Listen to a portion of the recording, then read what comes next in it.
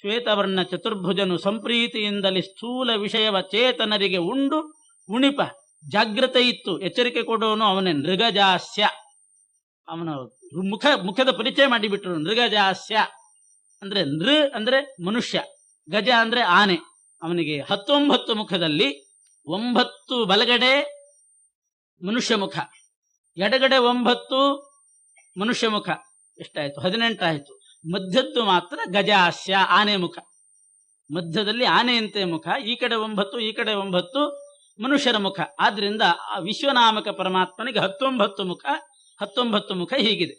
9 ನರ, ಮಧ್ಯದ್ದು ಗಜ. ಅದಕ್ಕೆ ನೃಗಜಾಸ್ಯ.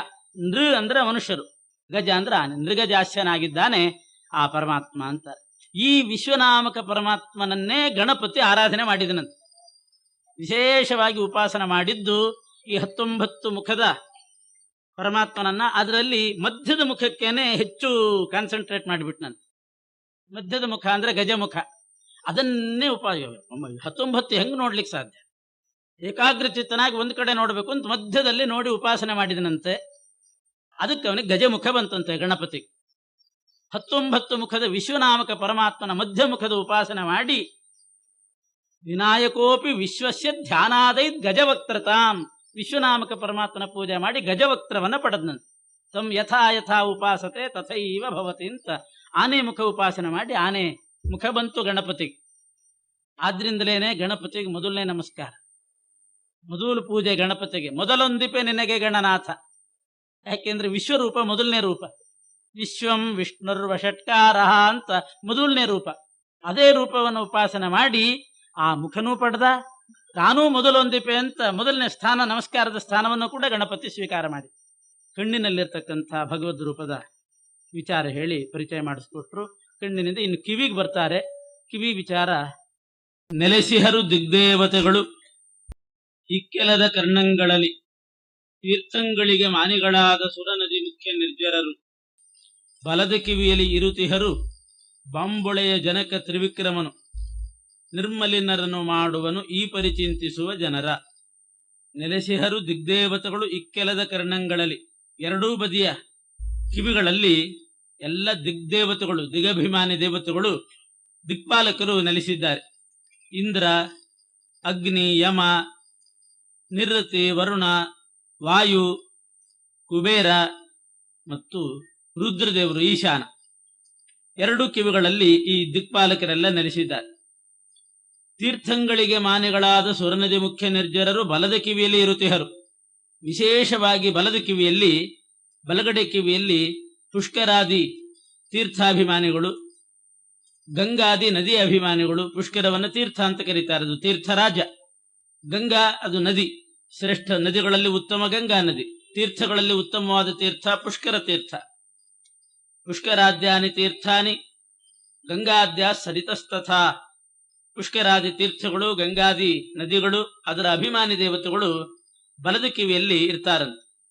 ಅಷ್ಟೇ ಅಲ್ಲ, ಬಲದ ಕಿವಿಯಲ್ಲಿ ಗಂಗಾ ಜನಕನಾಗಿರ್ತಕ್ಕಂಥ ತ್ರಿವಿಕ್ರಮ ರೂಪಿ ಪರಮಾತ್ಮನು ಕೂಡ ಬಲಗಿವಿಯಲ್ಲಿದ್ದಾನೆ. ಆ ಬಲಗಿವಿಯಲ್ಲಿದ್ದ ತ್ರಿವಿಕ್ರಮ ದೇವರು ಗಂಗಾ ಜನಕ ಯಾವಾಗಲೂ ನಮ್ಮ ದೇಹವನ್ನ ಪವಿತ್ರವಾಗಿ ಇಡ್ತಾನ. ಇಲ್ಲದೆ ಇದ್ರೆ ನಮ್ಮ ದೇಹ ಯಾವಾಗಲೂ ಮಲಿನ. ಆ ತ್ರಿವಿಕ್ರಮ ಬಲಗಿವಿಯಲ್ಲಿರೋದ್ರಿಂದ ಸತ್ಕರ್ಮಗಳನ್ನು ಮಾಡಲಿಕ್ಕೆ, ಪುಣ್ಯಕರ್ಮಗಳನ್ನು ಮಾಡಲಿಕ್ಕೆ ದೇಹ ಸಿದ್ಧವಾಗ್ತದೆ, ನಿರ್ಮಲಿನ ಆಗ್ತದೆ. ಅದಕ್ಕೆ ಏನಾದರೂ ಅಚಾತುರ್ಯ ನಡೆದಾಗ ಅವನ ದೇಹ ಎಲ್ಲ ಮಲಿನ ಆಗ್ತದೆ ಅಂತ ಹೇಳಿ ಬಲಗಿವಿ ಮುಟ್ಟುಕೊಳ್ಬೇಕು ಅಂತ. ಸ್ವಕರ್ಣ ಸ್ಪರ್ಶನಾಚ್ಯುಚಿ ಅಂತ ಬಲಗಿವಿ ಸ್ಪರ್ಶ ಮಾಡಿದ ಕೂಡಲೇ ಆ ದೇಹ ಪವಿತ್ರ. ಯಜ್ಞೋಪವೀತವನ್ನ ಬಲಗಿವಿಗೆ ಸುತ್ತುವ ಉದ್ದೇಶವೂ ಇದೇನೆ. ಯಜ್ಞೋಪವೀತ ಅದರಲ್ಲಿ ಎಲ್ಲ ತಂತು ಅಭಿಮಾನಿ ದೇವತೆಗಳಿರ್ತಾರೆ.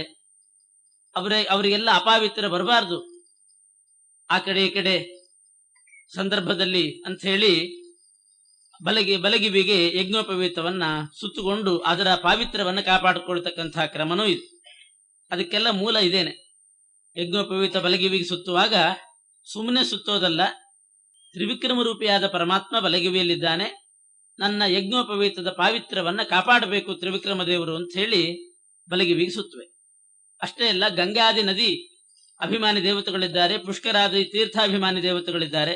ನನ್ನ ಯಜ್ಞೋಪವೀತ ಪವಿತ್ರವಾಗಿರಲಿ ಅಂತ ಬಲಗಿವಿಗೆ ಸುತ್ತುವೆ. ಹೀಗೆ. ಮತ್ತು ಆಕಳಿಸಿದಾಗ, ಎಲ್ಲಾದರೂ ಆಕಳಿಸಿದರೆ, ಏನಾದರೂ ಅಚಾತುರ್ಯದ ಅಶ್ಲೀಲ ಶಬ್ದ ಬಾಯಲ್ಲಿ ಬಂದರೆ ದೇಹನೇ ಅಪವಿತ್ರ ಆಗ್ತದಂತೆ. ಬಾಯಲ್ಲಿ ಬಹಳ ಪರಿಶುದ್ಧವಾದ ಶಬ್ದಗಳೇ ಬರಬೇಕು. ಅಥವಾ ಏನಾದರೂ ತಪ್ಪು ಬಂದ್ರೆ ಆವಾಗೆಲ್ಲ ಬಲಗಿವೆಯನ್ನ ಸ್ಪರ್ಶ ಮಾಡಿಕೊಂಡು ಪವಿತ್ರ ಮಾಡಿಕೊಳ್ತಾರೆ. ಅದಕ್ಕೆ ಮೂಲ ಈ ಪದ್ಯ. ನೆಲೆಸಿಹರು ದಿಗ್ದೇವತೆಗಳು ಇಕ್ಕೆಲದ ಕರ್ಣಗಳಲ್ಲಿ, ತೀರ್ಥಂಗಳಿಗೆ ಮಾನಿಗಳಾದ ಸುರನದಿ ಮುಖ್ಯ ನಿರ್ಜರರು ಬಲದ ಕಿವಿಯಲ್ಲಿ ಇರುತಿಹರು. ಬಾಂಬೊಳೆಯ ಅಂದ್ರೆ ಬಾನ್ ಅಂದ್ರೆ ಆಕಾಶ, ಬಾನ್ ಅಂದ್ರೆ ಆಕಾಶ, ಆಕಾಶದ ಹೊಳೆ ಅದು ಬಾಂಬೊಳೆ ಆಗಿದೆ. ಆಕಾಶದ ಹೊಳೆ ಅಂದ್ರೆ ಗಂಗಾ ನದಿ, ಅದರ ಜನಕ ತ್ರಿವಿಕ್ರಮನು ನಿರ್ಮಲಿನರನ್ನು ಮಾಡುವನು ಈ ಪರಿಚಿಂತಿಸುವ ಜನರ. ಹೀಗೆ ಕಿವಿಯ ವಿಚಾರ ಹೇಳಿ, ಮನಸ್ಸಿನಲ್ಲಿ 5 ಪ್ರಭೇದಗಳಿದೆ. ಮನಸ್ಸು ಅಂತ ಒಂದು ಇಂದ್ರಿಯ ಇದೆ, ಅದರಲ್ಲಿ 5 ಪ್ರಭೇದ: ಮನಸ್ಸು, ಬುದ್ಧಿ, ಅಹಂಕಾರ, ಚಿತ್ತ ಮತ್ತು ಚೇತನ ಅಂತ. ಅದರಲ್ಲಿ 4 ಇಲ್ಲಿ ಹೇಳಿದ್ದಾರೆ ದಾಸು. ಚಿತ್ತಜೇಂದ್ರರು ಮನದೊಳಿಪ್ಪರು, ಕೃತ್ಯವಾಸನು ಅಹಂಕಾರದಿ, ಚಿತ್ತ ಚೇತನ ಮಾನೆಗಳು ವಿಹಗೇಂದ್ರ ಫಣಿಪರುಳು, ನಿತ್ಯದಲ್ಲಿ ನೆಲೆಗೊಂಡು 19 ಮೊಗ ತೈಜಸನು ಸ್ವಪ್ನಾವಸ್ಥೆಯ ಎಯ್ದಿಸಿ ಜೀವರನು ಪ್ರವಿವಿಕ್ತ ಭುಕುವೆನಿಪ. ಚಿತ್ತಜ ಅಂದ್ರೆ 8ನೇ ಕಕ್ಷೆಯಲ್ಲಿ ಬರ್ತಕ್ಕಂಥ ಮನ್ಮಥ ಕಾಮ, ಚಿತ್ತಜ ಅಂತ ಅವನ ಹೆಸರು. ಮನಸ್ಸಿನಲ್ಲೇ ಹುಟ್ಟುಬಿಡ್ತಾನೆ, ಆಶೆಗಳೆಲ್ಲ ಬರೋದು ಮನಸ್ಸಿನಲ್ಲಿ. ಆದ್ರಿಂದ ಚಿತ್ತಜ ಅಂದ್ರೆ ಕಾಮ. ಇಂದ್ರರು ಅದನ್ನು 8ನೇ ಕಕ್ಷೆ, ಅವರಿಬ್ಬರು ಮನದೊಳಿಪ್ಪರು, ಮನಸ್ಸಿಗೆ ಅವರಿಬ್ಬರು ಅಭಿಮಾನಿಗಳು. ಚಿತ್ತಜ ಮತ್ತು ಕಾಮ ಮತ್ತು ಇಂದ್ರ ಅವರು ಮನಸ್ಸಿನಲ್ಲಿರ್ತಾರೆ. ಮನಸ್ಸು ಅಂತಂದ್ರೆ ಸಂದೇಹ ಪಡೋದು, ಗೊಂದಲ ಮಾಡಿಕೊಳ್ಳೋದು, ಇದೆಲ್ಲ ಮನಸ್ಸು. ಅಹಂಕಾರ, ನಾನು ನಾನು ಅಂತ, ಅದು ಒಂದು ಮನಸ್ಸಿನ ಪ್ರಭೇದ. ಆ ಅಹಂಕಾರ ಅನ್ನೋ ಪ್ರಭೇದದಲ್ಲಿ ಕೃತ್ಯವಾಸನು, ಚರ್ಮವಸನಾಗಿರ್ತಕ್ಕಂಥ, ಚರ್ಮ ವಸ್ತ್ರ, ವಾಸ ಅಂದ್ರೆ ವಸ್ತ್ರ, ಕೃತ್ಯ ಅಂದ್ರೆ ಚರ್ಮ.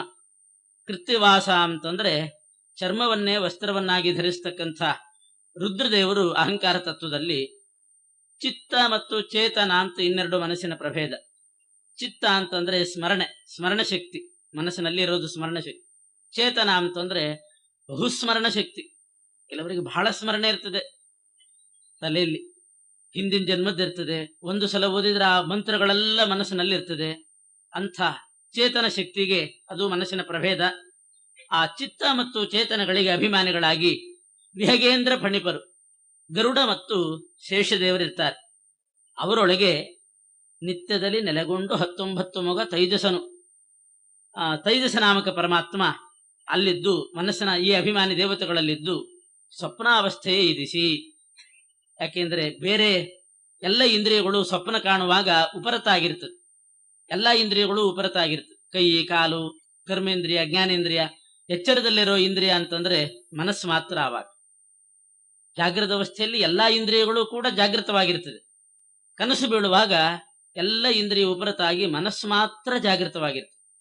ಮನಸ್ಸು ಉಪರತ ಆಯಿತು ಅಂತಂದ್ರೆ ಆವಾಗ ಸುಷುಪ್ತಿ ಅಂತ ಕರೀತಾರೆ ಅದನ್ನು. ಸುಷುಪ್ತಿ ಎನ್ನುವ ಅವಸ್ಥೆ. ಸ್ವಪ್ನಾವಸ್ಥೆಯಲ್ಲಿ ಮನಸ್ಸು ಎಚ್ಚರದಲ್ಲಿರ್ತದೆ. ಆದ್ರಿಂದ ಆ ಮನಸ್ಸಿನಲ್ಲಿ ಅಭಿಮಾನಿಗಳಾದಂಥ ಇಂದ್ರ, ಕಾಮ, ರುದ್ರದೇವರು, ಅವರಲ್ಲಿ ಸ್ವಪ್ನಾವಸ್ಥೆಯನ್ನು ಕೊಡ್ತಕ್ಕಂಥ ಪರಮಾತ್ಮ ಪ್ರವಿವಿಕ್ತ ಭುಕ್ ಅಂತ ಅವನ ಹೆಸರು. ತೈಜಸ ಅಂತಲೂ ಕರೀತಾರೆ. ತೈಜಸ ನಾಮಕ ಪರಮಾತ್ಮ ಪ್ರವಿವಿಕ್ತ ಭುಕ್ ಅಂತ ಹೆಸರು. ಜಾಗೃತ ಅವಸ್ಥೆಯಲ್ಲಿ ವಿಶ್ವನಾಮಕ ಪರಮಾತ್ಮ ಕಣ್ಣಿನಲ್ಲಿರ್ತಾನೆ ಅಂತ ಕಣ್ಣಿನ ವಿಚಾರ ಹೇಳುವಾಗ ಹೇಳಿದ್ರು. ಅದನಿಗೂ 19 ಮುಖನೇ. ಬಲಗಣ್ಣಿನಲ್ಲಿ ವಿಶ್ವನಾಮಕ ಪರಮಾತ್ಮ 19 ಮುಖ. ನೃಗಜಾಸ್ಯ ಅಂದಿದ್ದಾರೆ ದಾಸರು. 1 ಗಜಾಸ್ಯ, ಗಜಮುಖ. ಇನ್ನು 18 ನೃ ಅಂದ್ರೆ ನರ, ನರಮುಖ. 18 ನರಮುಖ, 1 ಗಜಮುಖ. ನೃಗಜಾಸ್ಯ ವಿಶ್ವನಾಮಕ ಪರಮಾತ್ಮ ಜಾಗೃತ ಅವಸ್ಥೆ. ಅವನಿಗೆ ಸ್ಥೂಲ ಭುಕು ಅಂತ ಹೆಸರು, ಅದು ಬಂದಿದೆ ಹಿಂದಿನ ಪದ್ಯದಲ್ಲಿ. ಈಗ ಮನಸ್ಸಿನಲ್ಲಿ ಅಭಿಮಾನಿಗಳಾದ ದೇವತೆಗಳಲ್ಲಿ ಪರಮಾತ್ಮ ತೈಜಸ ನಾಮಕನಾಗಿದ್ದುಕೊಂಡು ಪ್ರವಿವಿಕ್ತ ಭುಕ್ ಅಂತ ಅವನಿಗೆ ಹೆಸರು. ಪ್ರವಿವಿಕ್ತ ಅಂದ್ರೆ ಸ್ಥೂಲ ಭುಕ್ ಅಂದ್ರೆ ಎಲೆಯಲ್ಲಿ ಹಾಕೊಂಡು ಊಟ ಮಾಡ್ತಕ್ಕಂಥ ಸ್ಥೂಲ ಪದಾರ್ಥಗಳು, ಇನ್ನೇನಾದ್ರೂ ಸ್ಥೂಲ ವಸ್ತುಗಳನ್ನ ನೋಡೋದು, ಕೇಳೋದು, ಅನುಭವಿಸೋದು, ಅದನ್ನೆಲ್ಲ ವಿಶ್ವನಾಮಕ ಪರಮಾತ್ಮ ಮಾಡ್ತಾನೆ. ಪ್ರವಿವಿಕ್ತ ಅಂತಂದ್ರೆ ಆಂತರಿಕ ಪದಾರ್ಥ. ಸ್ಥೂಲ ಅಂದ್ರೆ ಹೊರಗಿರೋ ಭಾಷೆ ಪದಾರ್ಥಗಳು, ಹೊರಗಿನ ಬಣ್ಣ, ಹೊರಗಿನ ಶಬ್ದ, ಹೊರಗಿನ ರೂಪ, ಹೊರಗಿರ್ತಕ್ಕಂಥ ಆಹಾರಗಳು, ಅನ್ನ, ಮನೆ, ಇದೆಲ್ಲ ನೋಡ್ತೀವಲ್ಲ, ಅದು ಸ್ಥೂಲ. ಅದನ್ನು ತೋರಿಸುವವನು ವಿಶ್ವ. ಪ್ರವಿವಿಕ್ತ ಭುಕ್ಕು ಅಂದ್ರೆ ಕನಸಿನಲ್ಲಿಯೂ ಕೂಡ ನಾವು ಶಬ್ದ ಕೇಳಿಸ್ಕೋತೀವಿ, ಕನಸಿನಲ್ಲಿಯೂ ಶಬ್ದ ಕೇಳ್ತದೆ, ಪ್ರವಚನ ಕೇಳ್ತದೆ, ಪ್ರವಚನ ಮಾಡೋರು ಕಾಣಿಸ್ತಾರೆ ಕನಸಿನಲ್ಲಿ, ಪ್ರವಚನಕ್ಕೆ ಹೋದ ಹಾಗೆ ಆ ಭವನ ಎಲ್ಲ ಕಾಣ್ತಾ ಇರ್ತದೆ. ಅಲ್ಲಿ ರೂಪ ಯಾವುದು? ಕನಸಿನಲ್ಲಿ ಒಳಗಡೆ, ಅದು ನಮ್ಮ ಮನಸ್ಸಿನ ಒಳಗಡೆ ಕಾಣ್ತಾ ಇರ್ತದೆ. ಆನೆ ಕಾಣ್ತದೆ, ಹೊರಗಿನ ಆನೆ ಅಲ್ಲಿ ಬಂದು ಕಾಣಿಸ್ಲಿಕ್ಕೆ ಸಾಧ್ಯ ಇಲ್ಲ. ಮನೆ ಒಳಗೆ ಸಣ್ಣ ರೂಮ್ ನಲ್ಲಿ ಮಲ್ಕೊಂಡವನಿಗೆ, ಮಂಚದ ಮೇಲೆ ಮಲ್ಕೊಂಡವನಿಗೆ ಅಲ್ಲಿ ಕನಸಿನಲ್ಲಿ ಆನೆ ಬರ್ತದೆ. ಯಾವ ಆನೆ ಅದು? ಬಾಹ್ಯ ಸ್ಥೂಲ ಆನೆ ಅಲ್ಲ, ಹೊರಗಿನ ಆನೆ ಅಲ್ಲ, ಅದು ಪ್ರವಿವಿಕ್ತ. ಅದಕ್ಕೆ ಹೆಸರು ಪ್ರವಿವಿಕ್ತ. ಅಂದ್ರೆ ಮೊದಲೊಂದ್ಸಲ ಆನೆಯನ್ನು ನೋಡಿದ್ರೆ ಅದರ ಸಂಸ್ಕಾರ ಮನಸ್ಸಿನಲ್ಲಿ ಕೂತಿರ್ತದೆ. ಆ ಸಂಸ್ಕಾರದನ್ನೇ ಉಪಯೋಗಿಸಿಕೊಂಡು ಭಗವಂತ ತೈಜಸ ನಾಮಕ ಪರಮಾತ್ಮ ಆ ಕಾಲದಲ್ಲಿ, ಆ ಕ್ಷಣದಲ್ಲಿ ಆ ಆನೆಯನ್ನು ಅವನಿಗೆ ಸೃಷ್ಟಿ ಮಾಡ್ತಾನೆ ಅವನ ಮನಸ್ಸಿನ ಒಳಗಡೆ. ಆ ಸಂಸ್ಕಾರದಿಂದ ಸತ್ಯವಾದ ವಸ್ತು ಅದು. ಹೇಗೆ ಹೊರಗಡೆ ಕುಂಬಾರ ಗಡಿಗೆ ಮಣ್ಣು ತಗೊಂಡು ಗಡಿಗೆ ಸೃಷ್ಟಿ ಮಾಡ್ತಾನೆ, ಅದೇ ರೀತಿ ಕನಸಿನಲ್ಲಿ ಒಂದು ಗಡಿಗೆ ನೋಡಿದ ಒಬ್ಬ ಜೀವ ಅಂತಂದ್ರೆ ತೈಜಸ ನಾಮಕ ಪರಮಾತ್ಮ, ಅಲ್ಲಿ ಕುಂಬಾರ ಬರೋದಿಲ್ಲ. ತೈಜಸ ನಾಮಕ ಪರಮಾತ್ಮ ತಾನೇ ಮಣ್ಣಿಲ್ಲ, ಅಲ್ಲಿ ಮಣ್ಣಿಲ್ಲ, ಆದ್ರೂ ಮನಸ್ಸಿನೊಳಗೆ ಮಣ್ಣಿನ ಸಂಸ್ಕಾರ ಇರ್ತದೆ, ಗಡಿಗೆ ನೋಡಿದ ಸಂಸ್ಕಾರ ಇರ್ತದೆ. ಆ ಗಡಿಗೆಯ ಸಂಸ್ಕಾರದಿಂದ ಗಡಿಗೆಯನ್ನು ಸೃಷ್ಟಿ ಮಾಡ್ತಾನೆ. ಅಕಸ್ಮಾತ್ ಮಣ್ಣು ಕಂಡ್ರೆ ಮಣ್ಣಿನ ಸಂಸ್ಕಾರದಿಂದ ಮಣ್ಣು ಸೃಷ್ಟಿ ಆಯ್ತು. ಗಡಿಗೆಯ ಸಂಸ್ಕಾರ ಇರ್ತದೆ ಒಂದ್ಸಲ ನೋಡಿದಾಗ, ಅದರಿಂದ ಗಡಿಗೆ ಸೃಷ್ಟಿ ಮಾಡ್ತಾನೆ. ಯಾವುದ್ಯಾವುದೋ ಭವನವನ್ನು ಸೃಷ್ಟಿ ಮಾಡ್ತಾನೆ, ನೋಡಿದ್ದನ್ನು ಮಾಡ್ತಾನೆ. ಯಾವುದು ನೋಡಿ ಅವನಿಗೆ ಸಂಸ್ಕಾರ ಇರ್ತದೆ ಅದು ಮಾತ್ರ ಕನಸಿನಲ್ಲಿ ಬರ್ತದೆ. ಆ ಸಂಸ್ಕಾರ ವಾಸನ ಅಂತ, ಅದಕ್ಕೆ ಇನ್ನೊಂದು ಹೆಸರು. ಆ ವಾಸನಾಮಯ ವಸ್ತುಗಳು ಅಂತ ಕರೀತಾರೆ. ಪರಮಾತ್ಮ ಅದನ್ನೇ, ಆ ವಾಸನ ಅನ್ನೋದನ್ನೇ ಮೂಲದ್ರವ್ಯವಾಗಿಟ್ಟುಕೊಂಡು ಉಪಾದಾನ ಅಂತಾರೆ, ಅದನ್ನೇ ರಾ ಮೆಟೀರಿಯಲ್ ಅಂತಾರೆ, ಉಪಾದಾನವಾಗಿಟ್ಟುಕೊಂಡು ಅದರಿಂದ ಈ ಕಚ್ಚಾ ವಸ್ತು, ಅದರಿಂದ ಈ ಸ್ಥೂಲವಾದ ಕಾರ್ಯಗಳನ್ನ ಹೊರಗಡೆ ಸೃಷ್ಟಿ ಮಾಡುವ ಹಾಗೆ ಪ್ರವಿವಿಕ್ತ ಅನ್ನುವಂತಹ ಪದಾರ್ಥವನ್ನ ಒಳಗೆ ಸೃಷ್ಟಿ ಮಾಡ್ತಾನೆ. ಜೀವ ನೋಡ್ತಾನೆ. ಆಮೇಲೆ ಕನಸು ಮುಗಿಸ್ಬೇಕು ಅಂತ ಅನಿಸಿದಾಗ ಪರಮಾತ್ಮ ಆ ಪದಾರ್ಥವನ್ನ ಮಾಯ ಮಾಡಿಬಿಡ್ತಾನೆ, ನಾಶ ಮಾಡಿಬಿಡ್ತಾನೆ. ಹೊರಗಿನ ಪದಾರ್ಥ ನಾಶವಾದಾಗ ಅದರ ಅವಶೇಷ ನಾವು ನೋಡ್ತೀವಿ. ಆದ್ರೆ ಕನಸಿನಲ್ಲಿ ನೋಡಿದ ಗಡಿಗೆ ನಾಶ ಆದಾಗ ಅದರ ಅವಶೇಷ, ತುಣುಕು ತುಂಡು ಅದು ಉಳಿಯೋದಿಲ್ಲ, ಅದು ವಾಸನಾ ರೂಪ ಆಗಿಬಿಡ್ತದೆ. ಮತ್ತೆ ಮಣ್ಣಿನಿಂದ ಸೃಷ್ಟಿಯಾದ ಗಡಿಗೆ ಒಡೆದ್ರೆ ಮತ್ತೆ ಮಣ್ಣಾಗ್ತದೆ, ನೂಲಿನಿಂದ ಸೃಷ್ಟಿ ಮಾಡಿದ ಬಟ್ಟೆ ಹರಿದ್ರೆ ಮತ್ತೆ ನೂಲಾಗ್ತದೆ, ಮತ್ತೆ ಪುನಃ ಅದನ್ನು ನಾಶ ಮಾಡಿದ್ರೆ ನೂಲಾಗೆ ಉಳಿತದೆ. ಆದರೆ ಕನಸಿನಲ್ಲಿ ಸಂಸ್ಕಾರದಿಂದ ಸೃಷ್ಟಿಯಾದ ಪದಾರ್ಥ ಅವನು ಕನಸು ಕಂಡ ಮೇಲೆ ಪರಮಾತ್ಮ ಅದನ್ನು ನಾಶ ಮಾಡಿದಾಗ ಮತ್ತೆ ಅದೇ ಸಂಸ್ಕಾರವಾಗಿ ಅಲ್ಲೇ ಉಳಿತದೆ. ಮತ್ತದೇ ಸಂಸ್ಕಾರದಿಂದ ಮಾರನೇ ದಿವಸನೋ ಒಂದು ವಾರ ಬಿಟ್ಟು ಮತ್ತೆ ಯಾವಾಗೋ ಕನಸು ಬಿಡಿಸ್ತಾರೆ. ಹೀಗೆ ಸ್ವಪ್ನ ಪದಾರ್ಥ ಸೃಷ್ಟಿ ಅಂತಂದ್ರೆ ಅದಕ್ಕೆ ಹೆಸರೇ ಬೇರೆ, ಪ್ರವಿವಿಕ್ತ ಅಂತ ಕರೀತಾರೆ ಅದನ್ನು. ಪ್ರವಿವಿಕ್ತ ಭುಕ್ ಅಂತಂದ್ರೆ ನಮಗೆ ಆ ಸ್ವಪ್ನ ಪದಾರ್ಥದ ಅನುಭವ ಬರೋ ಹಾಗೆ ಮಾಡುವವನು ಪರಮಾತ್ಮ. ಆದ್ದರಿಂದ ಸ್ಥೂಲ ಪದಾರ್ಥದ ಅನುಭವ ನಮಗೆ ಬರುವಂತೆ ಮಾಡೋದು ಪರಮಾತ್ಮ. ಆದ್ದರಿಂದ ಅವನಿಗೆ ಸ್ಥೂಲ ಭುಕ್ ಅಂತ ಹೆಸರು. ಹಾಗೆ ಪ್ರವಿವಿಕ್ತ ಅನ್ನುವಂಥ ಸ್ವಪ್ನ ಪದಾರ್ಥಗಳು ಅದರ ಅನುಭವ ನಮಗೆ ಬರುವಂತೆ ಮಾಡುವ ಪರಮಾತ್ಮನೇ ಪ್ರವಿವಿಕ್ತ ಭುಕ್ ಅಂತ ಅವನ್ನು ಕರೀತಾರೆ. ಇನ್ನು ಕೆಲವರಿಗೆ ಪ್ರಶ್ನೆ ಬರ್ತದೆ, ಹೊರಗಿನ ಪದಾರ್ಥ ಯಾವುದು ನಮ್ಮ ಒಳಗಡೆ ಬಂದು ಮನೆ ಒಳಗೆ ಕನಸಿನಲ್ಲಿ ಕಾಣ್ಲಿಕ್ಕೆ ಸಾಧ್ಯ ಇಲ್ಲ, ಅದು ನಮ್ಮ ಮನಸ್ಸಿನಲ್ಲಿರುವ ಸಂಸ್ಕಾರದಿಂದ ಪರಮಾತ್ಮನೇ ಸೃಷ್ಟಿ ಮಾಡ್ತಾನೆ. ಆದರೆ ಯಾವುದನ್ನೂ ನೋಡಿರೋದಿಲ್ಲ ಅಂಥ ಕೆಲವು ವಸ್ತುಗಳು ಕನಸಿನಲ್ಲಿ ಬೀಳ್ತದೆ. ಯಾವುದನ್ನೂ ನೋಡಿರೋದಿಲ್ಲ, ಅಪೂರ್ವವಾದ ವಸ್ತುಗಳು ಕನಸಿನಲ್ಲಿ ಬೀಳ್ತದೆ. ಆಮೇಲೆ ಅವ್ರನ್ನ ಆ ವ್ಯಕ್ತಿಗಳ ದೇಹ ಕನಸಿನಲ್ಲಿ ಬರ್ತದೆ, ನೋಡಿರೋದಿಲ್ಲ. ಈ ಮಂತ್ರಾಲಯಕ್ಕೆ ಬರದೇ ಇದ್ದವ್ರು ಇದ್ದಾರೆ, ಎಷ್ಟೋ ಜನ ಮಂತ್ರಾಲಯಕ್ಕೆ ಹೋಗದೇ ಇರೋರು, ಅವರಿಗೆ ವೃಂದಾವನ ಬಂದಿರ್ತದೆ ಕನಸಿನಲ್ಲಿ. ಆಮೇಲೆ ಹುಡ್ಕೊಂಡು ಬಂದ್ರೆ ಇದೇ ವೃಂದಾವನ ಕನಸಿನಲ್ಲಿ ಬಂತು ಅಂತಾರ. ಕನಸಲ್ಲಿ ಬಂದದ್ದು ಇದು ಅಂತ ಬಂದು ನೋಡಿದ ಮೇಲೆ ಅವರಿಗೆ ಸಂಸ್ಕಾರ ಬರೋದು. ಹಾಗಾದ್ರೆ ಮೊದಲು ಹೇಗೆ ಸೃಷ್ಟಿ ಆಯಿತು ವೃಂದಾವನ ಕನಸಿನಲ್ಲಿ? ನೋಡೇ ಇಲ್ಲ. ಅದಕ್ಕೆ ಹೇಳ್ತಾರೆ ಜನ್ಮಾಂತರ ಸಂಸ್ಕಾರ ಅಂತ. ಪರಮಾತ್ಮ ಇಷ್ಟು ಅದ್ಭುತ ವ್ಯಾಪಾರ ಮಾಡ್ತಾನಂತೆ, ಆ ಜನ್ಮದಲ್ಲೇ ನೋಡಿರ್ಬೇಕಾಗಿಲ್ಲ. ಹಿಂದಿನ ಜನ್ಮದಲ್ಲಿ ಅವನು ಹುಟ್ಟಿರ್ತಾನೆ, ಅಲ್ಲೇ ಹುಟ್ಟಿರಬಹುದು, ಮಂತ್ರಾಲಯದಲ್ಲೇ ಹುಟ್ಟಿರಬಹುದು, ವೃಂದಾವನದ ಮುಂದೆ ಇದ್ದಿರಬಹುದು. ಆ ಸಂಸ್ಕಾರ ಕೂತಿರ್ತದೆ, ಅದರಿಂದಲೂ ಸೃಷ್ಟಿ ಮಾಡ್ತಾನಂತೆ. ಆ ಜನ್ಮದ್ದು ಅಲ್ಲ, ಅದಕ್ಕಿಂತಲೂ ಹಿಂದಿನ ಜನ್ಮದ್ದೆಲ್ಲ ಸೃಷ್ಟಿ ಮಾಡ್ತಾನಂತೆ. ಅನಾದಿ ಕಾಲದಿಂದ ಮನಸ್ಸಿನಲ್ಲಿ ಈ ಸಂಸ್ಕಾರಗಳು ಸಂಚಿತವಾಗಿರ್ತದಂತೆ. ಅಂಥದ್ದೆಲ್ಲ ತೋರಿಸ್ತಾನ. ಶಶಿರಶ್ಚೇದ ಅಂತ ನಮ್ಮ ತಲೆಯನ್ನು ಕಡ್ಕೊಂಡು ಹಾಗೆ ಕನಸು ಬೀಳ್ತದಂತೆ. ನಾವೆಂದೂ ನಮ್ಮ ತಲೆ ಕಡ್ಕೊಂಡಿಲ್ಲ, ಸಂಸ್ಕಾರವೇ ಇಲ್ಲ ನಮಗೆ ಅಂತಂದ್ರೆ ತಲೆ ಕಡ್ಕೊಳ್ಳೋದು ಬೇಕಾಗಿಲ್ಲ. ಯಾರಾದ್ರೂ ಹಾಗೆ ಯೋಚನೆ ಮಾಡ್ಕೊಂಡಿದ್ರೆ ನಮ್ಮ ತಲೆಯನ್ನು ಒಂದ್ಸಲ ಕಡ್ಕೊಂಡ್ಬಿಡ್ಬೇಕು, ನಾವೇ ಆತ್ಮಹತ್ಯೆ ಮಾಡ್ಕೊಳ್ಬೇಕು ಅಂತ ಯಾರಾದ್ರೂ ಥಿಂಕ್ ಮಾಡಿದ್ರೆ ಅದರಿಂದಲೇ ಒಂದು ಸಂಸ್ಕಾರ ಕೂತ್ಕೋತದಂತೆ. ಅವನು ನಿಜ ಜೀವನದಲ್ಲಿ ಕಡ್ಕೊಳ್ಳೋದೇ ಇದ್ರು ಕನಸಿನಲ್ಲಾದ್ರೂ ಕಡ್ಕೊಂಡ್ಬಿಡ್ತಾನಂತೆ. ಆ ಸಂಸ್ಕಾರದಿಂದಲೂ ಪರಮಾತ್ಮ ಸೃಷ್ಟಿ ಮಾಡ್ತಾನಂತೆ. ಇದು ಪರಮಾತ್ಮನ ವ್ಯಾಪಾರ. ಭಗವಂತನ ಮಹಿಮೆ ಅಂದ್ರೆ ಹೀಗೆ. ನೋಡ್ಲೇಬೇಕಾಗಿಲ್ಲ, ಕೇಳಿ ತಿಳ್ಕೊಂಡದ್ದನ್ನ ಅವಾಗ್ಲೂ ಒಂದು ಸಂಸ್ಕಾರ ಮನಸ್ಸಿನಲ್ಲಿ ಬರ್ತದೆ. ಕೇಳಿ ಯಾರಾದ್ರೂ ಬಣ್ಣಿಸ್ತಾರೆ, ಇಂಥ ಒಂದು ಊರಿದೆ, ಹೀಗಿದೆ ಹೀಗಿದೆ, ಅಥವಾ ಬೇಡ ತಾನೇ ಒಂದು ಪ್ಲಾಟ್ ಇರ್ತದೆ ಅವನಿಗೆ, ಇದರಲ್ಲಿ ಈ ರೀತಿ ಮನೆ ಕಟ್ಟಿಸ್ಬೇಕು, ಇಷ್ಟು ಸುಂದರವಾಗಿ ಕಟ್ಟಿಸ್ಬೇಕು, ಅಂದವಾಗಿ ಕಟ್ಟಿಸ್ಬೇಕು, ಅದು ಒಂದು ಮಹಡಿ ಕಟ್ಟಿಸ್ಬೇಕು ಅಂತ ಏನೇನೋ ಅಂದ್ಕೊಂಡಿರ್ತಾನಲ್ಲ, ಅವನು ಹೊರಗಡೆ ಕಟ್ಟಿಸ್ಲಿಕ್ಕೆ ಆಗದಿದ್ರು ಮನಸ್ಸಿನಲ್ಲಂತೂ ಕಟ್ಟಿಸ್ಕೊಂಡ್ಬಿಟ್ಟು. ಅದು ಪರಮಾತ್ಮ ಅವನು ಯೋಚನೆ ಮಾಡಿದಾಗ ಮನಸ್ಸಿನಲ್ಲಿ ಒಂದು ಸಂಸ್ಕಾರ ಸೃಷ್ಟಿಯಾಗಿ ಅದರಿಂದಲೇನೆ ಪದಾರ್ಥಗಳನ್ನು ಸೃಷ್ಟಿ ಮಾಡ್ತಾನೆ, ಸ್ವಪ್ನ ಪದಾರ್ಥಗಳನ್ನು ಸೃಷ್ಟಿ ಮಾಡ್ತಾನೆ. ಹೀಗೆ ಪ್ರವಿವಿಕ್ತ ಅಂದ್ರೆ ಇವೆಲ್ಲವೂ ಸೇರ್ತದೆ. ಕೇಳಿ ತಿಳ್ಕೊಂಡದ್ದು, ಯೋಚನೆ ಮಾಡಿ ತಿಳ್ಕೊಂಡದ್ದು, ಅಥವಾ ಜನ್ಮಾಂತರದಲ್ಲಿ ಅನುಭವಿಸಿದ್ದು, ಈ ಸಂಸ್ಕಾರಗಳಿಂದ ತೈಜಸ ಸ್ವಪ್ನ ಪ್ರಪಂಚವನ್ನು ಸೃಷ್ಟಿ ಮಾಡ್ತಕ್ಕವು. ಅದು ಎಷ್ಟು ಹೇಗೆ ಸೃಷ್ಟಿ ಮಾಡ್ತಾನೆ ಅಂದ್ರೆ, ಈ ಬಾಹ್ಯ ಪ್ರಪಂಚ ಇದೆ ನೋಡಿ, ಎಲ್ರಿಗೂ ಒಂದೇ, ಇದು ಎಲ್ರಿಗೂ ಒಂದೇ. ಆದರೆ ಕನಸಿನಲ್ಲಿ ಹಾಗಲ್ಲ, ಅವರವರ ಮನಸ್ಸಿನಲ್ಲಿ ಅವರವರ ಸಂಸ್ಕಾರವನ್ನು ಉಪಯೋಗಿಸಿಕೊಂಡು ಅವರವರಿಗೆ ಪ್ರತ್ಯೇಕವಾಗಿ ಅವರ ದೇಹದ ಒಳಗೆ ಪರಮಾತ್ಮ ಪ್ರಪಂಚ ಸೃಷ್ಟಿ ಮಾಡ್ತಾನೆ. ಇದು ಬಹಳ ಅದ್ಭುತ. ಒಂದು ಪ್ರಪಂಚ ಸೃಷ್ಟಿ ಮಾಡಲಿಕ್ಕೆ ಸಾಕಾಗಿ ಹೋಗ್ತದೆ. 10 ಜನರಿಗೆ ಒಂದು ವಿಧಾನಸೌಧ ಕನಸಿನಲ್ಲಿ ಬಿತ್ತು ಅಂತ ಇಟ್ಟುಕೊಳ್ಳ್ರಿ. ಪರಮಾತ್ಮ ಅಷ್ಟೂ ಜನರಿಗೆ ಅವರ ದೇಹದ ಒಳಗೆ ಅವರವರ ಮನಸ್ಸಿನ ಸಂಸ್ಕಾರದಿಂದ ಅದನ್ನು ಸೃಷ್ಟಿ ಮಾಡಿರ್ತಾನೆ. ಆವಾಗ ನಮಗನ್ನಿಸ್ತದೆ, ಏನು ಅದ್ಭುತ ವ್ಯಾಪಾರ ಪರಮಾತ್ಮಂದು. ಒಬ್ಬ ಮನುಷ್ಯನಿಗೆ ಯೋಗ್ಯತೆ ಇದೆಯಾ ಒಂದು ಕನಸು ಬಿಡಿಸಲಿಕ್ಕೆ? ಯಾವ ವಿಜ್ಞಾನಿ ಬರಲಿ, ಯಾರಾದರೂ ಬರಲಿ, ಇಂಥ ಕನಸು ನನಗೆ ಬಿಡಿಸ್ಬೇಕು ಅಂತ ಹೇಳಿದ್ರೆ ಆಯ್ತು ನಾನು ಬಿಡಿಸ್ತೇನೆ ಅಂತ ಯಾರಾದರೂ ಮಾಡಿಸ್ಲಿಕ್ಕೆ ಸಾಧ್ಯ ಇದೆಯಾ ಕನಸು ಬಿಡಿಸ್ಲಿಕ್ಕೆ? ಹಾಗೆ ಹೊರಗಿನ ಪ್ರಪಂಚ ನಾವು ಮಾಡಿದ್ವಿ ಅಂತಂದ್ರೆ ಏನ್ ಮಾಡ್ಲಿಕ್ಕೆ ಸಾಧ್ಯ? ಪರಮಾತ್ಮ ನಿಂತುಕೊಂಡು ಮಾಡಿಸ್ತಾನೆ. ಅವನಿಗೂ 19 ಮುಖ. ಸ್ವಪ್ನ ಅವಸ್ಥೆ ಎಯ್ದಿಸಿ ಜೀವರನ್ನು ಪ್ರವಿವಿಕ್ತ ಭುಕುವೆನಿಪ. ಇನ್ನೂ ವಿಚಿತ್ರವಾಗಿ ತೋರಿಸ್ತಾನಂತೆ. ಬಿಡಿ ಬಿಡಿಯಾಗಿ ನಾವು ನೋಡಿದ ವಸ್ತುಗಳನ್ನ, ಅದರ ಬಿಡಿ ಬಿಡಿ ಸಂಸ್ಕಾರ ಮನಸ್ಸಿನಲ್ಲಿರ್ತದೆ, ಅದನ್ನು ಸೇರಿಸಿ ಕನಸು ತೋರಿಸ್ತಾನೆ. ಅದು ಮಾಡ್ತಾನೆ. ಯಾವುದೋ ವ್ಯಕ್ತಿಯನ್ನ ಇನ್ನೆಲ್ಲೋ ನೋಡಿರ್ತೀವಿ, ಇನ್ನೊಂದು ಕಡೆ ಯಾವುದೋ ಮನೆ ನೋಡಿರ್ತೀವಿ, ಈ ವ್ಯಕ್ತಿಯನ್ನ ಆ ಮನೆಯಲ್ಲಿ ತೋರಿಸ್ತಾನೆ. ಆ ಮನೆಯಲ್ಲಿ ಆ ವ್ಯಕ್ತಿ ಬರ್ಲಿಕ್ಕೆ ಸಾಧ್ಯ, ಆದ್ರೆ ಅದನ್ನ ಜೋಡಿಸಿ ತೋರಿಸ್ತಾನಂತೆ ಪರಮಾತ್ಮ. ಹಿಂಗ ಅವನು ಆ ಸ್ವಪ್ನ ಪ್ರಪಂಚ ಸೃಷ್ಟಿ ಮಾಡುವ ಅದ್ಭುತ ಕಲೆ ಅಂದ್ರೆ, ಯಾವುದೋ ಕಾಲದಲ್ಲಿ ಯಾವುದೋ ವಸ್ತುವನ್ನ ಸಂಯೋಜನೆ ಮಾಡ್ತಾನೆ. ಪ್ರತ್ಯೇಕವಾಗಿ ಆ ಕಾಲದ ಅನುಭವ ಇರ್ತದೆ, ಕಾಲದ ಸಂಸ್ಕಾರ ಇರ್ತದೆ, ಆ ವಸ್ತುವಿನ ಪ್ರತ್ಯೇಕ ಸಂಸ್ಕಾರ ಇರ್ತದೆ. ಎರಡನ್ನು ಜೋಡಿಸಿ ತೋರಿಸೋದು ಅವನು, ಎರಡರ ಸಂಯೋಗ ಮಾಡಿ ಕನಸಿನಲ್ಲಿ ತೋರಿಸೋದು ಪರಮಾತ್ಮ. ಉದಾಹರಣೆಗೆ, ಯಾರೋ ಒಬ್ಬ ಮ್ಲೇಚ್ಛ ಶಿಖಾ ಬಿಡ್ಲಿಕ್ಕೆ ಸಾಧ್ಯನೇ ಇಲ್ಲ ಅಂತ ಅಂದ್ಕೊಂಡಿರ್ತೀವಿ, ಸಾಧ್ಯನೇ ಇಲ್ಲ.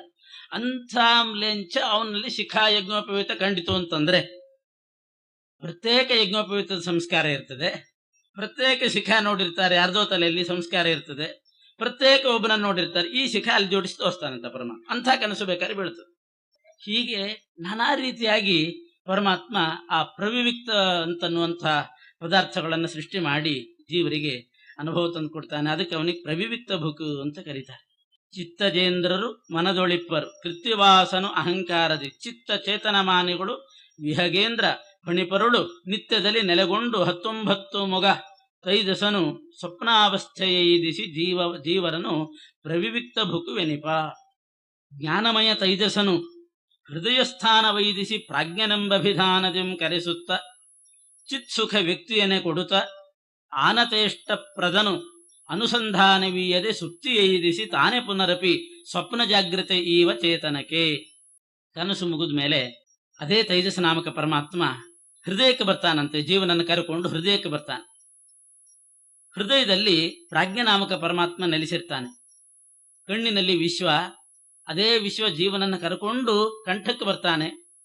ಕಂಠಸ್ಥಾನದಲ್ಲಿ ತೈಜಸ ನಾಮಕನಾಗಿ ಆ ಪರಮಾತ್ಮ ಜೀವರಿಗೆ ಕನಸು ತೋರಿಸ್ತಾನೆ. ಅದೇ ತೈಜಸನೇ ಜೀವನನ್ನ ಕರೆಕೊಂಡು ಹೃದಯಕ್ಕೆ ಬರ್ತಾನೆ. ಅಲ್ಲಿ ಪ್ರಾಜ್ಞನಾಮಕ ಪರಮಾತ್ಮ ಇರ್ತಾನೆ. ವಿಶ್ವ, ತೈಜಸ, ಪ್ರಾಜ್ಞ ಅಂತ. ಆ ಪ್ರಾಜ್ಞ ಅನ್ನುವಂಥ ಹೆಸರಿನಿಂದ ಅವನೇ ಕರೆಸ್ಕೊಂಡು ಚಿತ್ಸುಖ ವ್ಯಕ್ತಿಯನ್ನೇ ಕೊಡುತ್ತ ಜೀವರಿಗೆ ನಿದ್ದೆ ಬರ್ತದೆ. ನಿದ್ದೆ ಅಂದ್ರೆ ಏನು? ದಾಸರು ಎಷ್ಟು ಒಂದೇ ಒಂದು ಪದದಲ್ಲಿ ನಿದ್ದೆ ಅಂದ್ರೆ ಏನು ಅನ್ನೋದ್ರ ಬಗ್ಗೆ ಒಳ್ಳೆ ವಿಶ್ಲೇಷಣೆ ಕೊಡ್ತಾರೆ. ನಿದ್ದೆ ಅಂದ್ರೆ ಏನು? ಚಿತ್ಸುಖ ವ್ಯಕ್ತಿಯನ್ನೇ ಕೊಡುತ್ತ. ನಿದ್ದೆ ಮಾಡೋದು ಅಂತಂದ್ರೆ ಆ ಚಿತ್ ಅಂದ್ರೆ ಚೇತನ, ಹೃದಯದಲ್ಲೇ ಚೇತನ ಏನಿರ್ತಾನೆ ಜೀವ, ಅವನು ಸುಖ ಸ್ವರೂಪಿ. ಜೀವನೂ ಸುಖ ಸ್ವರೂಪಿ. ಅವನ ಸುಖವನ್ನೇ, ನೈಜ ಸುಖವನ್ನೇ ಅದನ್ನೇ ಅಭಿವ್ಯಕ್ತಿಗೊಳಿಸಿ ಹಯಾದ ಒಂದು ನಿದ್ದೆ ಸುಖವನ್ನು ಕೊಡ್ತಾನೆ. ನಿದ್ದೆ ಬಂದಾಗ ಒಂದು ಸುಖ ಆಗ್ತದೆ, ಅಪರೂಪವಾದಂತಹ ಸುಖ. ಅದು ಬೇರೆ ಯಾವ ರೀತಿ ತಿಂದ್ರೆ ಉಂಡ್ರೆ ಬರೋ ಸುಖ ಅಲ್ಲ, ಊಟ ಮಾಡಿದಾಗ ಬರೋ ಸುಖ ಅಲ್ಲ. ನಿದ್ದೆ ಮಾಡಿದಾಗ ಒಂದು ಬರ್ತಕ್ಕ ಸುಖನೇ ವಿಲಕ್ಷಣವಾದ ಸುಖ. ಆ ಸುಖ ಅದು ಚಿತ್ ಸುಖ ಅಂತ ದಾಸರು ಕರೀತಾರೆ. ಚಿತ್ ಸುಖ ಅಂತಂದ್ರೆ ಆ ಚೇತನನೇ ಸುಖ ಸ್ವರೂಪಿ, ಅದನ್ನ ಅಭಿವ್ಯಕ್ತಿಗೊಳಿಸ್ತಾನೆ. ಯಾವುದೋ ಒಂದು ವಸ್ತುವಿನ ಬಣ್ಣ ಸೂರ್ಯ ಅಭಿವ್ಯಕ್ತಿಗೊಳಿಸಿದ ಹಾಗೆ ಜೀವ ಅಂದ್ರೇನು, ಅವನು ಸುಖ ಸ್ವರೂಪವಾಗಿರ್ತಾನೆ. ಆ ಸುಖ ಸ್ವರೂಪವನ್ನು ಅಭಿವ್ಯಕ್ತಿಗೊಳಿಸ್ತಾನೆ. ಇಲ್ಲಿ ನಮಗೆ ಬರೋ ಸಮಸ್ಯೆ ಏನು ಅಂತಂದ್ರೆ, ಎಲ್ಲಾ ಜೀವರು ಸುಖ ಸ್ವರೂಪನ? ಜೀವ ತ್ರೈವಿಧ್ಯ ಇದೆ. ಮೂರು ಥರ ಜೀವರಿದ್ದಾರೆ. ಸಾತ್ವಿಕ, ರಾಜಸ, ತಾಮಸರು ಅಂತಿದ್ದಾರೆ. ಸಾತ್ವಿಕ ಜೀವರು ಸುಖ ಸ್ವರೂಪರು. ರಾಜಸ ಜೀವರಿರ್ತಾರೆ, ಅವರು ಮಿಶ್ರ ಸ್ವರೂಪರು. ಸುಖ ದುಃಖ ಮಿಶ್ರಣವೇ ಅವರ ದೇಹ, ಅವರ ಚೇತನ. ಹೊರಗಿಂದ ಸ್ಥೂಲ ದೇಹ ಅಲ್ಲ, ಸ್ವರೂಪ ಸುಖ ದುಃಖ ಮಿಶ್ರಣವಾಗಿಯೇ ಇರ್ತದೆ. ತಾಮಸ ಜೀವರದ್ದು ಅವರ ಸ್ವರೂಪನೇ ದುಃಖ. ಹಾಗೆ ಮಲ್ಕೊಳ್ಳೋದು ಮಾತ್ರ 3 ಜನ ಮಲ್ಕೋತಾರೆ. ಸಾತ್ವಿಕರು ನಿದ್ದೆ ಮಾಡ್ತಾರೆ, ರಾಜಸರು ಮಾಡ್ತಾರೆ, ತಾಮಸರು ಮಾಡ್ತಾರೆ. ನಿದ್ದೆ ಅಂದ್ರೆ ಏನು? ಪ್ರಾಜ್ಞನಾಮಕ ಪರಮಾತ್ಮ ತೈಜಸ ಜೀವನನ್ನ ಕರೆಕೊಂಡು ಹೃದಯಕ್ಕೆ ಬಂದು ಅಲ್ಲಿ ಪ್ರಾಜ್ಞನಾಮಕ ಪರಮಾತ್ಮ ಪ್ರಾಜ್ಞನಂಬ ಅಭಿಧಾನದಿಂ ಕರೆಸುತ್ತ ಚಿತ್ಸುಖ ವ್ಯಕ್ತಿಯನ್ನೇ ಕೊಡುತ್ತ. ಚಿತ್ಸುಖ ವ್ಯಕ್ತಿ ಯಾರಿಗೆ ಕೊಡಬೇಕು? ಯಾರ ಚಿತ್ ಅಂದ್ರೆ ಚೇತನ. ಯಾರ ಚೇತನ ಸುಖ ಸ್ವರೂಪ ಆಗಿದೆಯೋ ಅವರ ಸುಖವನ್ನು ಅಭಿವ್ಯಕ್ತಿಗೊಳಿಸಬಹುದು ನಿದ್ದೆಯಲ್ಲಿ. ತಾಮಸರಿರ್ತಾರೆ, ರಾಜಸರಿರ್ತಾರೆ, ಅವರಿಗೆ ಬರೇ ಸುಖ ಆಗ್ತದೆ ನಿದ್ದೆಯಲ್ಲಿ, ಯಾವ ದುಃಖದ ಪ್ರಶ್ನೆನೇ ಇಲ್ಲ. ಬೇರೆದ್ದಾದ್ರೆ ಬಾಹ್ಯ ಅಂದ್ರೆ ಜಾಗೃತ ಅವಸ್ಥೆಯಲ್ಲಿ ಅದು ಚಿತ್ ಸುಖ ಅಲ್ಲ, ಅದು ಬಾಹ್ಯ ಸುಖ. ಅದು ಸುಖ 2 ಥರ. ಬಾಹ್ಯ ಸುಖ ತಿನ್ನುವಾಗ ಆಗುವ ಸುಖನೂ ಆಗ್ತದೆ, ಜೊತೆಗೆ ಸ್ವಲ್ಪ ದುಃಖನೂ ಆಗ್ತದೆ. ಬಿಸಿತ ಆಗ್ತದೆ, ಇದೆಲ್ಲ ಕೆಲವು ದುಃಖನೂ ಆಗ್ತದೆ. ಅಥವಾ ಇಷ್ಟು ಖರ್ಚು ಮಾಡಿದ್ವಲ್ಲ ಅಂತಲಾದ್ರೂ ದುಃಖ ಆಗ್ತದೆ. ಕೊನೆ ತಿನ್ನುವಾಗ ತಿನ್ನೋ ಸುಖನೂ ಆಗ್ತದೆ, ದುಡ್ಡು ಖರ್ಚಾಗಿರ್ತದಲ್ಲ, ಅದು ನೆನಪಾಯ್ತು ಅಂತಂದ್ರೆ ಆ ರುಚಿ ಕಡಿಮೆ ಆಗಿಬಿಡ್ತದೆ. ಎಷ್ಟು ರುಚಿ ಇದ್ರೂ ರುಚಿ ಕಡಿಮೆ ಆಗ್ತದೆ. ಯಾಕೆ? ಆ ನೆನಪು ಬರಬಾರ್ದು, ಹಣ ಖರ್ಚಾಗಿದೆ ಅಂತ ಅನ್ನೋದು. ಆದರೆ ನಿದ್ರೆಯಲ್ಲಿ ಬರ್ತಕ್ಕಂತಹ ಸುಖ ಅದು ಕೇವಲ ಸುಖ. ಅದು ಎಲ್ಲಿರ್ತದೆ ಅಂತಂದ್ರೆ, ಸಾತ್ವಿಕ ಜೀವರಿಗೆ ಅವರ ಸ್ವರೂಪನೇ ಸುಖ ಸ್ವರೂಪ ಆಗಿರ್ತದೆ, ಅದನ್ನ ವ್ಯಕ್ತಗೊಳಿಸ್ತಾನೆ. ಅಲ್ಲಿಯೂ ಒಂದು ಪ್ರಶ್ನೆ ಬರೋದು ನಮಗೆ, ಅವರ ಸ್ವರೂಪ ಸುಖ ಅಭಿವ್ಯಕ್ತ ಆಗೋದು ಮೋಕ್ಷದಲ್ಲಿ. ಮುಕ್ತಿ ನೈಜ ಸುಖಾನುಭೂತಿ, ಸ್ವರೂಪ ಸುಖ ಪೂರ್ತಿ ಅಭಿವ್ಯಕ್ತ ಆಗೋದು ಮೋಕ್ಷದಲ್ಲಿ. ವ್ಯಕ್ತ ಆದ್ರೆ ಮೋಕ್ಷ ಆದಂಗೆ ಆಗ್ತದಲ್ಲ ಅಂದ್ರೆ, ಪೂರ್ತಿ ಅಭಿವ್ಯಕ್ತಗೊಳಿಸೋದಿಲ್ಲ ಪರಮಾತ್ಮ.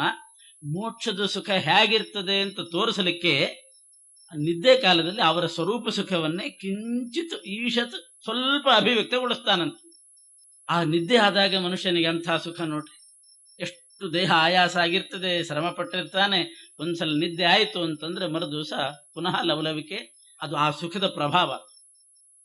ಮೋಕ್ಷ ಸುಖ ಇದಕ್ಕಿಂತ ಕೋಟಿ ಮಿಗಿಲಾಗಿರ್ತದೆ ಅಂತ ತೋರಿಸಲಿಕ್ಕೆ ಸ್ವಲ್ಪ ಅಣುವಿನಷ್ಟು ಆ ಚಿತ್ ಸುಖವನ್ನೇ ಅಭಿವ್ಯಕ್ತಗೊಳಿಸ್ತಾನೆ ಅಂತ ಅನ್ನೋದು ಸರಿಯಾಯ್ತು. ಇದು ಸಾತ್ವಿಕ ಜೀವರಿಗೆ ಹೇಳಿದ ಮಾತಷ್ಟೆ. ಹಾಗೆ ರಾಜಸರಿಗೆ ಅವರಿಗೆ ಸುಖ ಹೇಗೆ ಬಂತು, ತಾಮಸರಿಗೆ ಹೇಗೆ ಬಂತು ಅಂತಂದ್ರೆ, ಅವರಿಗೂ ಕೂಡ ಪರಮಾತ್ಮ ಕಾರುಣ್ಯ ಮೂರ್ತಿಯಾಗಿ ಅವರ ಸ್ವರೂಪ ಸುಖ ಅಭಿವ್ಯಕ್ತಿಗೊಳಿಸಲಿಕ್ಕೆ ಸಾಧ್ಯ ಇಲ್ಲ. ಅವ್ರ ಸ್ವರೂಪದ ಸುಖದ್ದೇ ಅಲ್ಲ, ಅವ್ರ ದುಃಖ ಸ್ವರೂಪ ತಾಮಸರದ್ದು, ಅದನ್ನ ಅಭಿವ್ಯಕ್ತಿಗೊಳಿಸೋದಿಲ್ಲ. ಆವಾಗ ಅದು ಮೋಕ್ಷ, ಇದು ಅಂಧಂತಮಸ್ಸಿನಲ್ಲಿ ಅವರ ಸ್ವರೂಪ ದುಃಖವನ್ನ ವ್ಯಕ್ತಗೊಳಿಸಿ ಬಿಡ್ತಾನೆ. ಮಲಗಿದಾಗ ಸುಷುಪ್ತಿ ಕಾಲದಲ್ಲಿ ತನ್ನ ಅಚಿಂತ್ಯ ಶಕ್ತಿಯಿಂದ ಒಂದು ಸುಖವನ್ನೇ ಸೃಷ್ಟಿ ಮಾಡಿ ಅವರಿಗೆ ಅದು ನಿದ್ದೆ ಕಾಲದಲ್ಲಿ ಅನುಭವಕ್ಕೆ ಬರೋ ಹಾಗೆ ಮಾಡ್ತಾನೆ. ಅವರಿಗೆ ಮಿಶ್ರ ಜೀವರಿಗೂ ಅಷ್ಟೇ. ಸಾತ್ವಿಕ ಜೀವರಿಗೆ ಅವರ ಸ್ವರೂಪ ಸುಖವನ್ನೇ ಅಭಿವ್ಯಕ್ತಗೊಳಿಸ್ತಾನೆ, ಬೇರೆಯವರಿಗೆ ಸೃಷ್ಟಿ ಮಾಡಿ ಕೊಡ್ತಾನೆ. ಅವರವರಲ್ಲೇ ಇದ್ದ ಪದಾರ್ಥವನ್ನೇ ಕೊಡೋದು ಬೇರೆ, ಅಭಿವ್ಯಕ್ತ ಮಾಡಿ ಕೊಡೋದು ಬೇರೆ. ಇಲ್ಲದೆ ಇದ್ದಾಗ ಹೊರಗಡೆಯಿಂದ ತಂದು ಕೊಡ್ತಾನೆ ತಾಮಸ ಜೀವರಿಗೆ. ಅವರಿಗೂ ನಿದ್ದೆ ಬರ್ತದೆ ಅಷ್ಟೇ. ಇಲ್ಲಿ ಹೇಳ್ತಾ ಇರೋದು ದಾಸರು ಸಾತ್ವಿಕ ಜೀವರದ್ದು ಇಟ್ಕೊಳ್ಬೇಕು. ಚಿತ್ ಸುಖ ವ್ಯಕ್ತಿಯನ್ನೇ ಕೊಡುತ್ತಾ ಅಂತ. ಜ್ಞಾನಮಯ ತೈಜಸನು ಹೃದಯ ಸ್ಥಾನ ವೈದಿಸಿ ಪ್ರಾಜ್ಞನಂಬ ಅಭಿಧಾನದಂ ಕರೆಸುತ್ತ ಚಿತ್ಸುಖ ವ್ಯಕ್ತಿಯನ್ನೇ ಕೊಡುತ್ತಾ. ಅಂದ್ರೆ ಮಲಗಿದ ಕಾಲದಲ್ಲಿ ಏನಾಗಿರ್ತಾನೆ ಜೀವ ಅಂತಂದ್ರೆ, ಪ್ರಾಜ್ಞನಾಮಕ ಪರಮಾತ್ಮನ ಆಲಿಂಗನೆಯಲ್ಲಿರ್ತಾನೆ ಅಂತ. ಆಲಿಂಗನೆ ಅಂದ್ರೆ ಹೊರಗಿನ ಆಲಿಂಗನೆ ಅಲ್ಲ, ಪ್ರಾಜ್ಞನಾಮಕ ಪರಮಾತ್ಮ ಜೀವನನ್ನ ತನ್ನ ಹೊಟ್ಟೆ ಒಳಗೆ ಸೇರಿಸ್ಕೊಂಡ್ಬಿಡ್ತಾನಂತಾವ. ಯಾವ ರೀತಿ ಕಪ್ಪೆ ಹುಳಗಳನ್ನ ನಾಲಿಗೆ ಚಾಚಿ ಒಳಗಡೆ ಹಾಕೊಂಡ್ಬಿಡ್ತದೆ, ಹಾಗೆ ಪ್ರಾಜ್ಞನಾಮಕ ಪರಮಾತ್ಮ ಜೀವನನ್ನ ಒಳಗೆ ಸೇರಿಸ್ಕೊಳ್ತಾನೆ. ಆವಾಗ ಅವನಿಗೆ ಸಾತ್ವಿಕ ಜೀವರಾದರೆ ಸ್ವರೂಪ ಸುಖದ ಅಭಿವ್ಯಕ್ತಿ ಆಗ್ತದೆ. ತಾಮಸ ಜೀವರಿಗಾದ್ರೆ ಪರಮಾತ್ಮನೇ ತತ್ಕಾಲದಲ್ಲಿ ಒಂದು ಸುಖವನ್ನು ಸೃಷ್ಟಿ ಮಾಡಿ ಕೊಡ್ತಾನಂತ. ಯಾಕೆ ಅವ್ರಿಗೆ, ಯಾಕೆ ತಾಮಸರಿಗೆ ಅಂತ ಅವ್ರದ್ದು ಇಲ್ಲ, ಅವ್ರದ್ದು ಇಲ್ದಿದ್ರು ಕೂಡ ತನ್ನ ಖರ್ಚಿನಲ್ಲಿ ತಾನು ತಂದು ಕೊಡ್ತಾನಂತಪ್ಪ. ಅಷ್ಟೇ ಯಾಕೆ ಅವ್ರ ಮೇಲೆ ಅಂತಂದ್ರೆ, ಆ ನಿದ್ದೆ ಅವರಿಗೆ ಬರೆಸದೇ ಇದ್ರೆ ತಾಮಸ ಜೀವರಿಗೆ ಮರುದಿವಸ ಅವ್ರ ದುಷ್ಟ ಸಾಧನೆ ನಡೆಯೋದಿಲ್ಲ. ಮರುದಿವಸ ಪುನಃ ಲವಲವಿಕೆಯಿಂದ ಅವ್ರ ಸಾಧನೆ ಮಾಡ್ಕೋಬೇಕಲ್ಲ. ಯಾರಾದ್ರೂ ಸಾತ್ವಿಕರಿಗೆ ಹಿಂಸೆ ಕೊಡಬೇಕು, ಸಜ್ಜನರಿಗೆ ಪೀಡಿಸ್ಬೇಕು, ಅವ್ರಿಗೆ ಓಳೈಕೋಬೇಕು, ಇದೆಲ್ಲ ಮಾಡ್ಬೇಕಾದ್ರೆ ಅವ್ರಿಗೂ ಕೂಡ ಫ್ರೆಶ್ ಇರ್ಬೇಕಾಗ್ತದೆ ಮಾರನೇ ದಿವಸ. ಅದಕ್ಕೆ ಅವ್ರಿಗೂ ನಿದ್ದೆ ಬರೆಸ್ತಾನ. ಇಲ್ಲ 4 ದಿವಸ ನಿದ್ದೆ ಬರಲಿಲ್ಲ ಅಂದ್ರೆ ಅವ್ರ ಕೆಲಸ ಏನೂ ನಡೆಯೋದಿಲ್ಲ, ಆಮೇಲೆ ಹಾಸಿಗೆ ಹಿಡಿದು ಬಿಡ್ತಾರೆ, ಅವ್ರ ಸಾಧನೆ ಆಗೋದಿಲ್ಲ. ತಾಮಸ ಜೀವರಿಗೂ ಕೂಡ ಅವ್ರ ಸಾಧನೆ ಆಗ್ಬೇಕು. ದುರ್ಯೋಧನನಿಗೂ ನಿದ್ದೆ ಬರಿಸಿದ. ಯಾಕೆ ಅಂತಂದ್ರೆ ಅವನಿಗೆ ರಾತ್ರಿ ನಿದ್ದೆ ಬಂದದ್ರಿಂದಲೇ ಹಗಲು ಪಾಂಡವರನ್ನು ಗೋಳೈಕೋ. ಅವನಿಗೆ ನಿದ್ದೆ ಬರಲಿಲ್ಲ ಅಂತಂದ್ರೆ ಮತ್ತೆ ಪಾಂಡವರು ಆರಾಮಿದ್ ಬಿಡ್ತಿದ್ರು. ಪಾಂಡವರಿಗೆ ಕ್ಲೇಶ ಆಗುವ ಹಾಗೆ ಆಗಬೇಕಲ್ಲ, ಇವ್ರಿಗೆ ಕ್ಲೇಶ ಆದ್ರೆ ಅವರಿಗೆ ಪೂರ್ತಿ ಆಗ್ತದೆ. ಇಂಥ ಸಜ್ಜನರಿಗೆ ಕ್ಲೇಶ ಆಗ್ಲಿಕ್ಕೆ, ಅವರಿಗೂ ಶಕ್ತಿ ಬರಲಿಕ್ಕೆ, ಲವಲವಿಕೆ ಇರ್ಲಿಕ್ಕೆ ಅವರಿಗೂ ನಿದ್ದೆ ಬರೆಸ್ತಾರೆ. ಅದಕ್ಕೆ ಆ ಕಾಲದಲ್ಲಿ ಒಂದು ಅಚಿಂತ್ಯ ಸುಖವನ್ನು ಸೃಷ್ಟಿ ಮಾಡಿ ಕೊಡ್ತಾನಂತೆ ಪರಮಾತ್ಮ. ಬಹಳ ಅದ್ಭುತ ಪರಮಾತ್ಮನ ವ್ಯಾಪಾರ. ನಮಗೆ ಗೊತ್ತಾಗುದಿಲ್ಲ ಅವ್ರಿಗೆ ಯಾಕೆ ನಿದ್ದೆ ಬರೆಸ್ತಾನೆ ಅಂತ. 1-2 ದಿವಸ ನಿದ್ದೆ ಗೆಟ್ಟು ಬಿಟ್ರೆ ಆಗೋಯ್ತು, ಅವ್ರದ್ದು ಯಾವ ಪೀಡೆನೂ ಇರೋದಿಲ್ಲ. ಆದ್ರೂ ಅವರಿಗೆ ಹಣ ಕೊಡ್ತಾನೆ, ದುಷ್ಟರಿಗೆ ಬೇಕಾದಷ್ಟು ಸಂಪತ್ತು ಬರೋ ಹಾಗೆ ಮಾಡ್ತಾನೆ, ಅಧಿಕಾರ ಬರೋ ಹಾಗೆ ಮಾಡ್ತಾನೆ, ಅವರಿಗೂ ನಿದ್ದೆ ಬರೆಸ್ತಾನೆ, ಆರೋಗ್ಯವಂತರನ್ನಾಗಿ ಇಡ್ತಾನೆ. ಯಾಕೆಂದ್ರೆ ಸಜ್ಜನರ ಕ್ಲೇಶ ಪಡ್ಲಿ. ನೋಡಿ ಇದೇನು ಕೊಡು, ಸಜ್ಜನರ ಕ್ಲೇಶ ಯಾಕೆ ಪಡಿಸ್ಬೇಕು ಅಂತಂದ್ರೆ, ಇವರು ಕ್ಲೇಶ ಪಡಿಸಿದ್ರೆ, ಇವರು ಕ್ಲೇಶ ಪಟ್ರೆ ಅದಕ್ಕೆ ಯಾರು ಕಾರಣೀಭೂತರಾಗಿರ್ತಾರೆ, ಇವರ ಪ್ರಾರಬ್ಧ ಪಾಪ ಏನಿರ್ತದೆ ಅದೆಲ್ಲ ಅವ್ರಿಗೆ ಹೋಗ್ತದೆ. ಮೊನ್ನೆ ಹೇಳಿದ್ದೆ, ಅವತ್ತೊಂದ್ಸಲ ಹೇಳಿದ್ದೀನಿ, ಗಳಿಗೆ ಬಟ್ಟಲನ್ನ ದೃಷ್ಟಾಂತ ಕೊಟ್ಟು ಪುಣ್ಯ ಪಾಪ ವಿಭಾಗವ ಮಾಡಿಕೊಡುವ ಅಂತ. ಸಜ್ಜನರು ಕ್ಲೇಶ ಪಟ್ಟಂಗೆ ಪಾಂಡವರಿಗೆ ಕ್ಲೇಶ ಆಯ್ತು, ದ್ರೌಪದಿ ದೇವಿ ಕ್ಲೇಶ ಆಯ್ತು. ಇದೆಲ್ಲ ಯಾಕೆ ಅಂತಂದ್ರೆ ಅವರ ಇದು ಕರ್ಮ ಅವನಿಗೆ ಹೋಗ್ಬೇಕಾಗಿರ್ತದೆ, ಅದನ್ನ ಅವನು ಉಣ್ಬೇಕು. ಅದಕ್ಕೋಸ್ಕರ ಈ ಪಾಪ ತೆಗೆದು ಅಲ್ಲಿ ಹಾಕಿ ಆ ಪಾಪದ ಫಲ ಅವ್ರಿಗೆ ಕೊಟ್ಬಿಡ್ತಾನೆ. ಇವರಲ್ಲೇ ಇತ್ತು ಅಂತಂದ್ರೆ ಅವಾಗ ಇವರಿಗೆ ಫಲ ಇವರೇ ಉಣ್ಬೇಕಾಗ್ತದೆ. ಕಳ್ಳತನ ಮಾಡಿದ ವಸ್ತು ಯಾರೋ ತಗೊಂಡೋಗಿ ಇನ್ನೊಬ್ಬರ ಮನೇಲಿ ಹಾಕಿ ಬಿಡ್ತಾರೆ ನೋಡ್ರಿ, ಫಲ ಅವ್ರಿಗೆ ಸಿಗ್ಲಿ ಅಂತ, ಇನ್ನೊಬ್ರಿಗೆ ಸಿಗ್ಲಿ ಅಂತ ಅನ್ನೋ ಹಾಗೆ ಆ ಪರಮಾತ್ಮ ಸಜ್ಜನರ ಕ್ಲೇಶ ಇದನ್ನೆಲ್ಲ ತೆಗೆದು ಇವ್ರ ಕ್ಲೇಶ ಪಡಬಾರದು ಅಂತ ಹೇಳಿ ಅವರಿಗೆ ಹಾಕ್ತಾನೆ. ಅವರ ಪುಣ್ಯ ಇವರಿಗೆ ಹಾಕ್ತಾನೆ, ಇವರ ಪಾಪ ಅವರಿಗೆ ಹಾಕ್ತಾನೆ. ಇದು ಭಗವಂತ ಮಾಡೋ ವ್ಯಾಪಾರ. ಅದಕ್ಕೋಸ್ಕರ ಅವರಿಗೂ ಕೂಡ ತಾಮಸರಿಗೂ ಕೂಡ ನಿದ್ದೆ ಬರೆಸ್ತಾನೆ.